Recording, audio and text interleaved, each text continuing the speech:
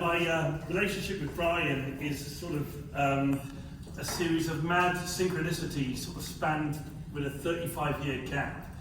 And I met Bryan in 1987 when I was 15 years old. And just to give you guys some context, sort of Watchmen was about halfway through its run at this point.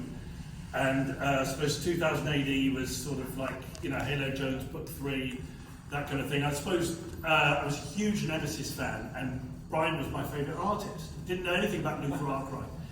And this was in Plymouth. I was going to a sort of comic shop in Plymouth, really sort of buying 2000 AD, just getting sort of turned on to kind of anything sort of 2000 AD related, such as Watchmen.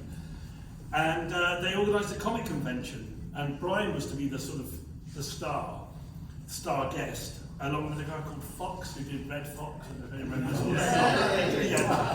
And they asked me if I would be Bryan's steward, which was such a big deal because they knew that Bryan was my favourite artist, and I was this very sort of awkward, I suppose, weird, awkward 15-year-old.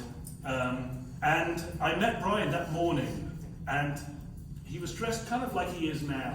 And I was dressed kind of like I am now, sort of got adjacent. It was like, And I basically spent the day just sort of stood next to Bryan while, a series of people came through, and I just watched him just magically conjure up these Purity Browns and these Torquemadas and Nemesis, And throughout this day that I spent with Bryan, I kind of, because my parents were Philistines, and I'm a musician now, I was then, but musician, and I'd never met anyone at all sort of arty or interesting or creative. And meeting Bryan, it was like, man, this is a grown-up, this is kind of a proper artist, And we chatted all day, and he was so kind to me.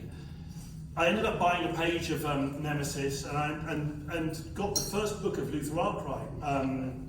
It was like the A4 sort of thing. It was just before Book 2 came out. And basically, it was like meeting a rock star. And I took this book home and read Luther Arkwright, and as much as I love Nemesis, which was done in brush, to see this extraordinary pen and ink work, and just the level of detail that had been gone into in these incredible pages. I mean, it's fine art. I mean, 2000 AD, it was like 16p a week to buy a book of fine art, as far as I'm concerned, And so this had such an effect on me, but particularly because of, sort of the Eastern philosophy, psychedelics, sort of synchronicity, magic, anarchism, everything that I sort of got into. Luther Arkwright was my gateway to this, more than music. And so, and then Bryan sent me, about a few weeks later, sent to the comic shop this big poster from Luther Arkwright Book 2, which is over there in the exhibition, with the draped in the Union Jack and stuff. So this day really, really stayed with me, and I kept up with Bryan's work. I kept up with Luther Arkwright and One Bad Rat and Alice in Sunderland and the Granville stuff, whatever. And then I sort of formed a few years ago a friendship with the snooker player Steve Davis. And we now, of all people, he's not at all. No, he is a total head. Him in plain sight, but that's another story.